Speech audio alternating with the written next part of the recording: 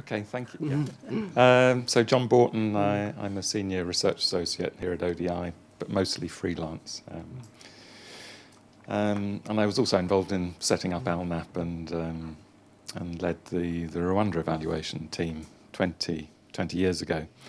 So I just wanted to reflect a bit on this sort of Rwanda, tsunami, Haiti, Syria evolution. And I was struck by Julia's comment that actually the outcome here is good in terms of evaluation.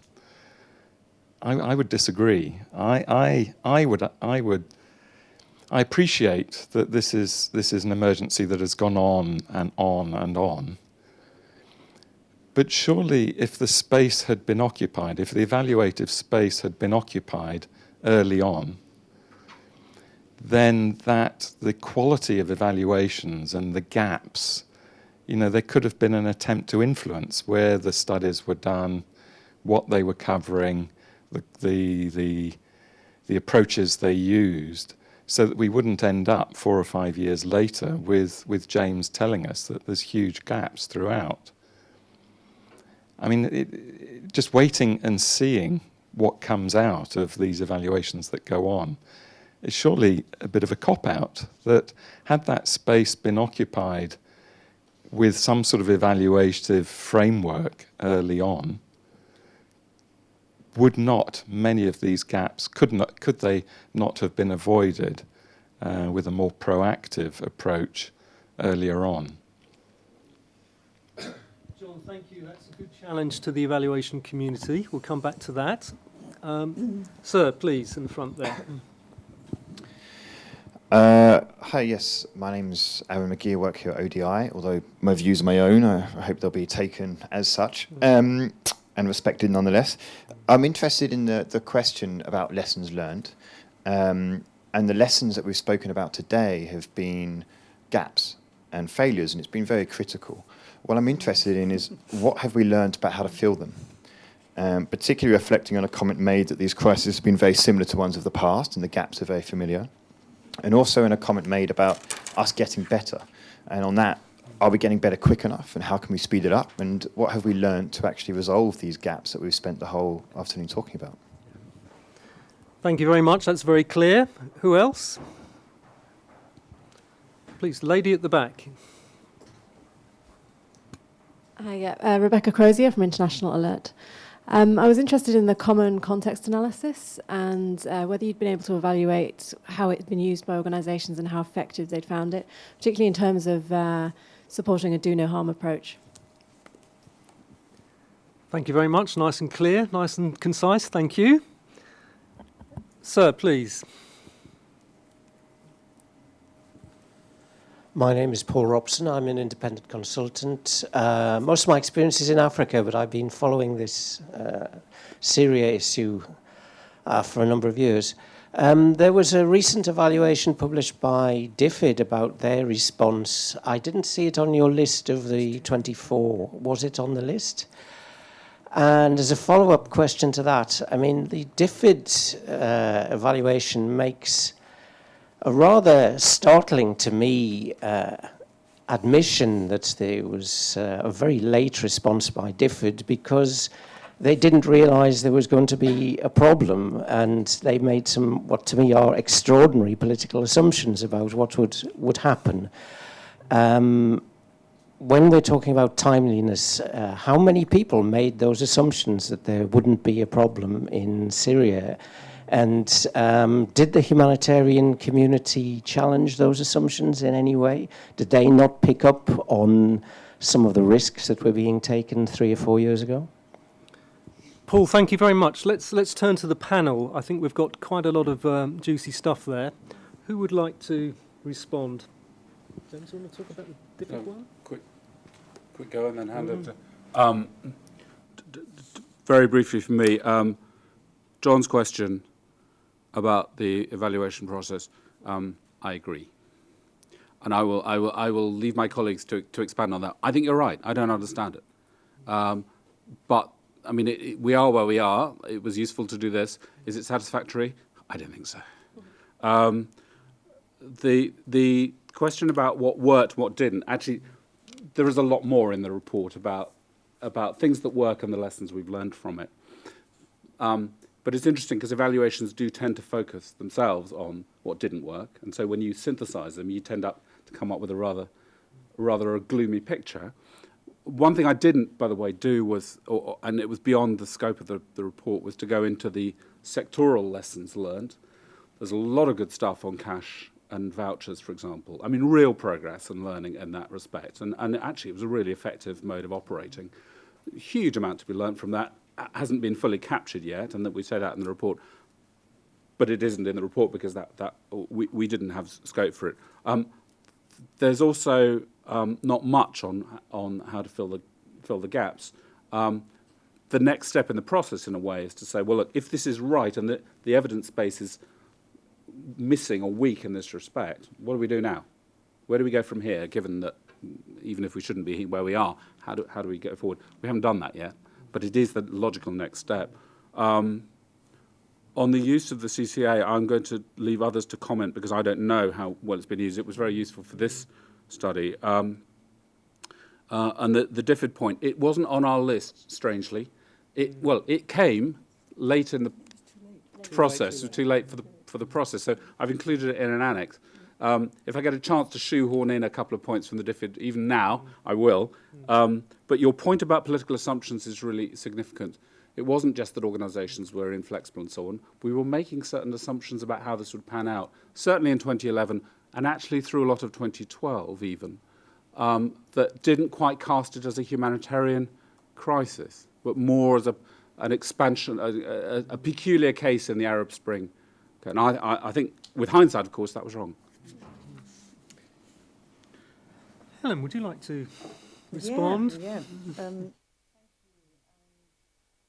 Interesting and challenging questions. I'll just go very, very quickly. On the could we and should we have done better on the coordinated accountability and learning initiative? Yes, I believe we could. I have to try to explain why I think there has been insufficiently proactive and timely use of the evaluative lessons coming through as they come through. And one thing I'd really like to just say to understand here is, first of all, most of the organisations' humanitarian responses, as we've heard, are drastically underfunded.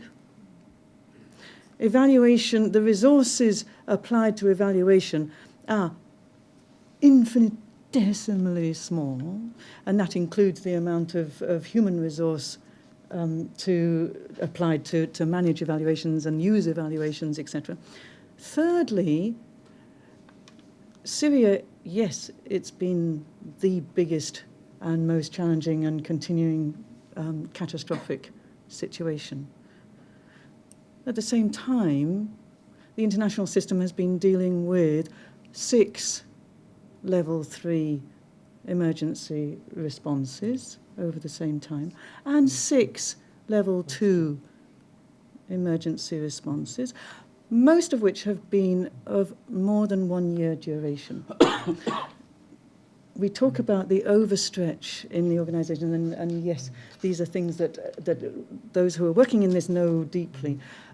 I would just say that the evaluative capacity is also sort of mirrors that, and there are many other evaluations and so I feel, and I'm sure if my fellow steering group members were here, yes, we've relied on ALNAP to do the portal. We wanted to do a little bit more proactive use of that. We wanted it to be to incentivise more evaluative work.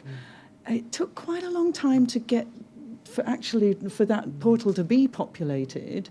It was set up in 2013. It was a trickle, and now, yes, there's quite a lot. The other thing to point out here on a more optimistic note is that I do think that the gap analysis, if we think about most of these evaluations have been conducted over the last 2 years, really, 2013 to 2015, this crisis is going to be with us, and it's assuming however it evolves, and there has to be more evaluation. There will be more evaluation as it continues, and I think the synthesis really does help us think through why would that evaluative effort be best placed. And so for me, I definitely have taken some issues that I want us as a interagency steering group to consider. Hugely for me, and it parallels other work that we're doing in the international evaluation community, is this issue around humanitarian principles and how and humanitarian standards, and why are they not being evaluated to the degree that one could and should expect. And so there is a bunch of work going on there that will take time to come through, but I think this analysis just underpins how important that is. In terms of protection, I know ALNAP has been working hard on the evaluation of protection, hugely important, and we need to do more, and we want to learn better how to evaluate effectively. I think in terms of, for me, some of the lessons coming out, and we have got some good lessons on remote management. It's not, some of it's really good, some of it's less good. I think it does demand a little bit more of a systematic analysis. I think there's a huge body of innovation going on, and for me that would be one area that I think we should be looking at. Cash and vouchers and transfer modalities, these are things that are really quite well evaluated in certain contexts. This context has provided even more rich analysis. In terms of the control environment that Julia mentioned, and somebody else about what the gap and why we haven't looked at certain things, just recall that for most agencies, we also have audits. And what we're trying to do is to not duplicate. One of the primal principles of evaluation in these contexts is not to try to avoid overburden, to try to avoid duplication. Therefore, audits, and maybe they are not in the public domain, so therefore issues around diversion losses and controls will come under, and the risk management would very often form the scope of an audit. And I'll probably stop there and let somebody else speak. Thank you. Thank you very much. Time's moving on, so I want to open it up to the floor again, unless Jane's got something. I think you have, don't you? You better let's let Jane say what she needs to say. Very quickly on the question of are we learning and are we learning enough? I would never. It would be a very foolish person who said, "Well, we've learned enough. We're okay," wouldn't it? So no. But has a huge amount been learnt, and is a vast amount different from, for example, the Rwanda piece, the Balkans, and so on. I mean, the operations in and around Syria now are unimaginably different from those I managed in the Balkans in the late 1990s. Some of it is around what's done, around the kind of the cash piece that James was mentioning. A lot of it's about how it's done. And some of that is technology driven. I mean, you couldn't possibly have sort of used Twitter feeds to monitor distributions in 1999. I mean, it's not possible. But that a huge amount has been taken on board, yes. That we are not, and I think this is my key point, that there's an awful lot of fear of getting it wrong still within the community, I think. And that really inhibits people giving things a try, because they think they are going to be, held to account against perhaps a standard which might not actually be applicable for this means of delivery. And then that comes on to the point that I really felt I wanted to join back up with, which is what John said. It's very easy on these occasions to forget how many expletives difficult this stuff is. I mean, it's one of the most difficult, complex humanitarian crises that anybody has worked in, and I just want to say that, because I think otherwise we wouldn't be respecting our colleagues who are trying bloody hard. Yes, absolutely. Yeah. Thank you, Jane. I've got to go to Julia now. You have to, on the grounds of equity. Absolutely. Okay. One very succinct point in relation to the DFID response. Yes, for sure. But you know, you read every evaluation on this and they all say the response was a bit late. It's not just DFID. Nobody knew what was coming. So just to make that point. Good, please. Annie.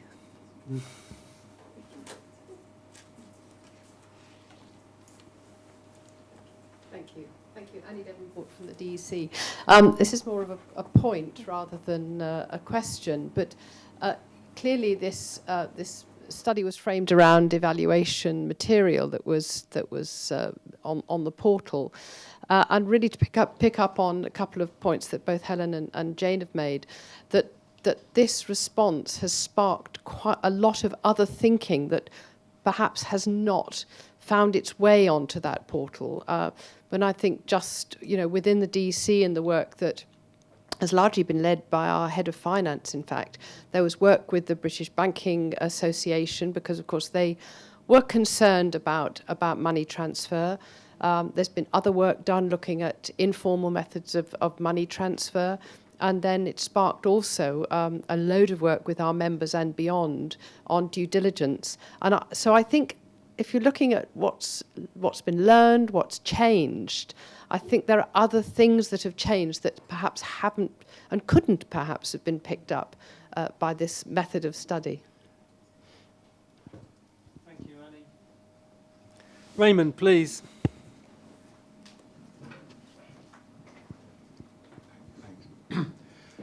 Just if I may, just two, if I have time, Raymond, three comments. do introduce yourself, please. Raymond Apthorp.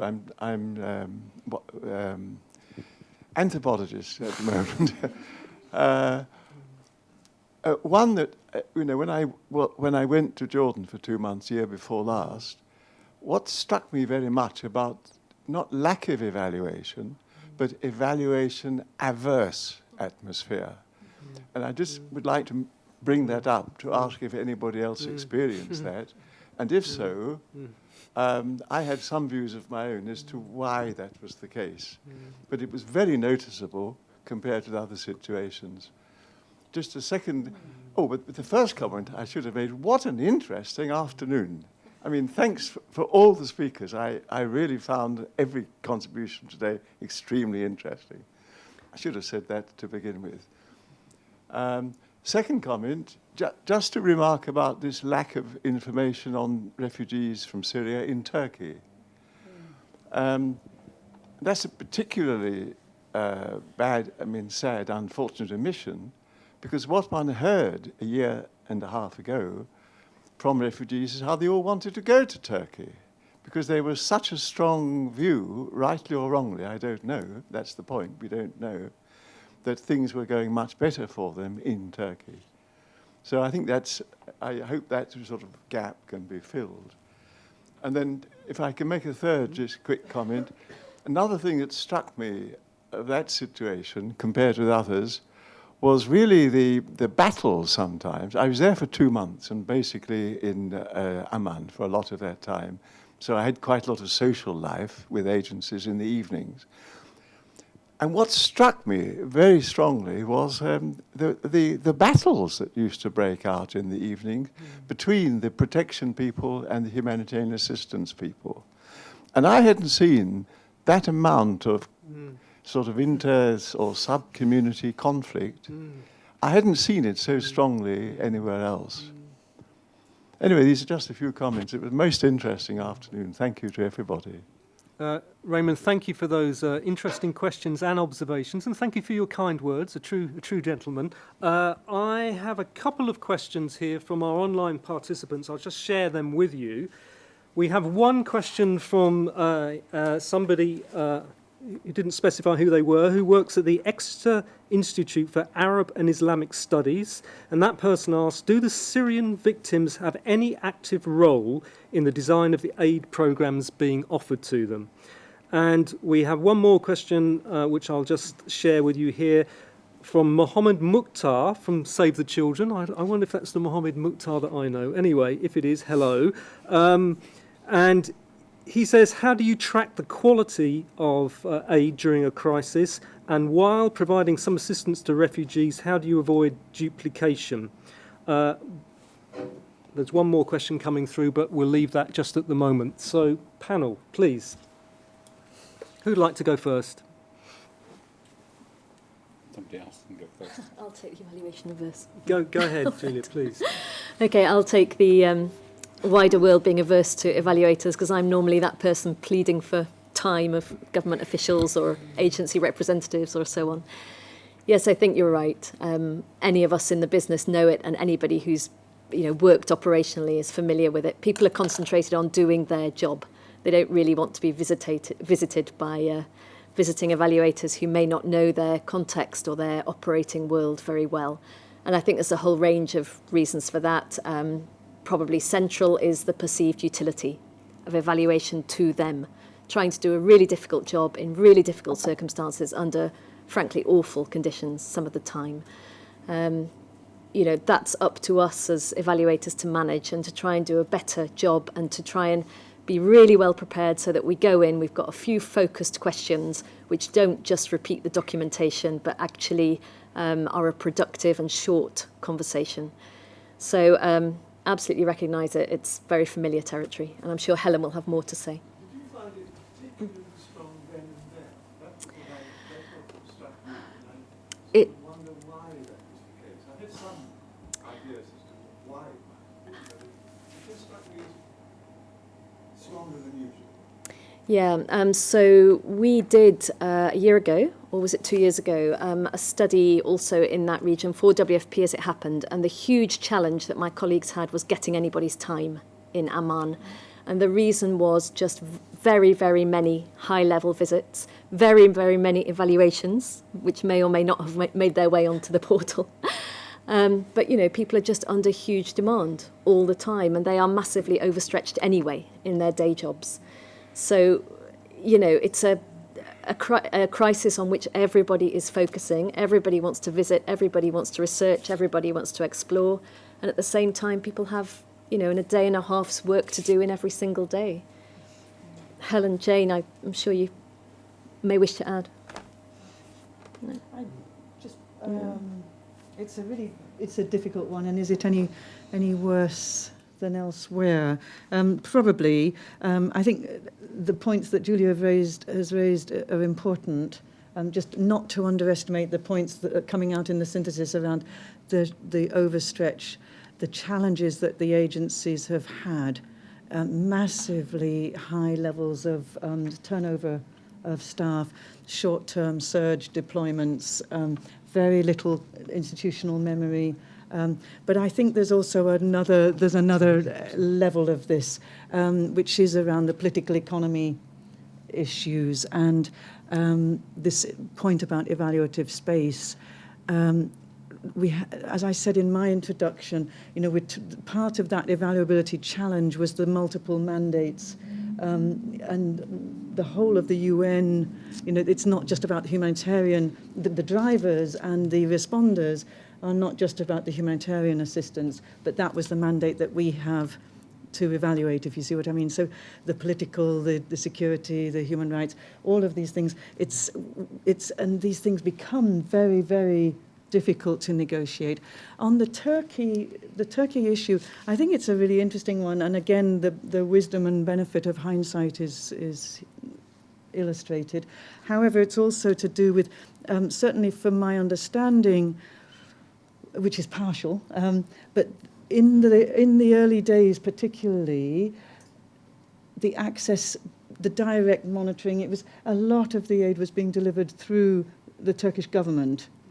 And perhaps the negotiations, the culture of evaluation was less strong, and we perhaps didn't press as hard as we could have done, and maybe we didn't feel it was quite as necessary at that point. I think I think it raises an interesting challenge for us in future. And the other thing, yes, I hope that I didn't answer the question about the the common context analysis. And it comes to do with this whole question of reducing the transaction cost, increasing the efficiency of evaluation. I suspect that it wasn't as well used as it could have been. Similarly, the point about having a common evaluation framework. The intent was that there should be the encouragement to everybody to try to use an efficient approach. In the end, we're all driven by our agency mandates, and it's a voluntary cooperation. And so, but we have not done an analysis of that unless the portal managers have about how well that's been used, that particular product. But I think it's been hugely useful for those of us who've had direct means to use it in our evaluative work. Thanks. James, please. Just briefly on a couple of points. On the Turkey point specifically, I did an evaluation of UNICEF's response in Turkey. The thing that was striking was that the government really didn't want anybody doing assessment or studies relating particularly to the non-camp refugees. It's a very politically sensitive topic. 80% of the refugees are simply not in camps, they're out there. And the government didn't want us really asking and looking and talking. And also they didn't want, there were very few NGOs there who are often the ones who are doing that work. So I think that the climate there has been difficult in that sense, to just discover what's happening to people, what their motivations are and so on, and what their priorities are. Briefly on Annie's point, you're absolutely right about the limits of this exercise. There's a lot more out there, and Jane's made this point about that. We've learned a huge amount, only some of which is captured in the evaluations, which are mainly about performance, organizational performance against certain criteria, evaluation criteria. So we should not pretend that this reflects, in any sense, the breadth of learning from, but it reflects a certain kind of learning. There's a lot of material out there. The last point I wanted to make was just to acknowledge that, to reinforce Jane's point, the operating environment is so different from when we were doing cross-border work in Africa and in Ethiopia in the 80s, or the Balkans and so on. We're being watched much more closely. The compliance environment is massively more strict and difficult. So the risk management questions, which need more attention, are much, much harder to do. So I have every sympathy with those who are trying to make these judgments, but it is a huge constraint and difficulty. Jane, please, last word. Yes. Are aware people online who asked about involvement of communities and duplication. I mean, the answer to both of those is very similar. I mean, community involvement in response design is, I would say the willingness and the intention and the efforts to do that are strong. The context sometimes plays very hard against that. So it may not look as good as it should do, but I think the willingness is there across the board. And duplication is, again, the standard cluster structures and so on are there.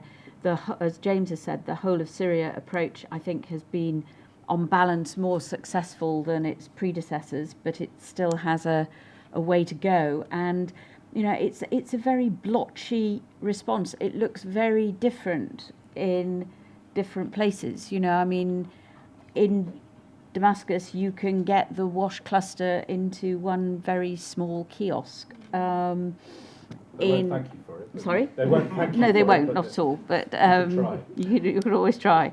Whereas in Amman, you would need to hire a large warehouse. I mean, it's and I think it's very easy to lose track of that sort of differentness of the response as a whole. Thank you, Jane. Helen, last word, please. I just wanted to also to add to. I apologise for not having answered the questions online, and my answer to this is that indeed the Inter Agency Humanitarian Evaluation standard framework absolutely includes a question, an evaluation question on the inclusion of stakeholders.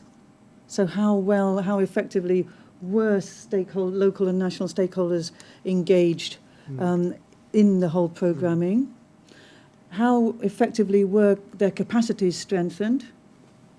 And how effectively were their voices heard in the jargon around accountability to affected populations and feedback mechanisms? So that is absolutely a part of the evaluation framework. How it's applied is another matter. Thank you. Fine. Right, I'm now going to turn to our panellists and ask them the question that I posed earlier, which is really if there's one thing that either the evaluation community or operational agencies could do better now or in the future to try and address some of these terrible issues and challenges that we're facing, what would they be? Well, what would one thing be? So I'm going to start with Jane, and we'll go down. We'll finish on this note. It's a very difficult question, isn't it?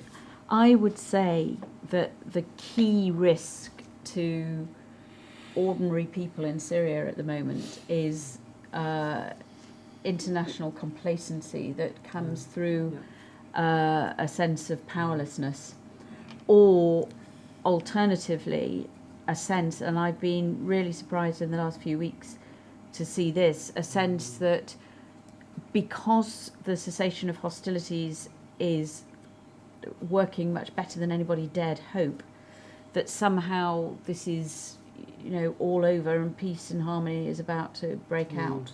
I've seen some deeply worrying things written in recent weeks. And so I think that to frame it in answer to the way you've put the question, John, it's to avoid complacency and don't take our eye off the ball. Jane, thank you for that. Helen. I'm going to say something about lessons for evaluation and what we can do better. And I think it has to be, for me, evaluation methods, improving evaluation methods in these incredibly difficult access contexts. And I think there's a lot of practice emerging, and it would be great to codify that and really systematically learn it and commit to applying it. So I'm talking about all the innovations that we can put to evaluation and therefore improve the learning. Thanks. Thank you. James. I think my point, John, would be about the financing of protracted crises. As I say, it's not the results of the funding gaps are not well documented in the material, but they're catastrophic for people. It means, for example, that rations are cut, that people simply don't get assisted. And sorting this out, the high-level panel report to the Secretary-General is useful in this respect, but there's more to be said about this, particularly in relation to the Syria case. And related to that, the way in which humanitarian and development actors coordinate their efforts. And we mobilise a combination of humanitarian and development instruments here. There's a lot to be learned. It hasn't gone that well from what I can see in this case. It's been piecemeal. That for me would be the biggest single thing that we could learn from this experience. Thank you. Julia. Better partnership. Setting aside self-interest and turf wars and focusing on what your colleagues are doing and focusing on the end of the chain. Who really matters and why are you here to do the job that you do? Thank you. Listen, thank you very much. Hopefully the issue of international complacency and the high-level panel on financing will be taken up at the World Humanitarian Summit in May.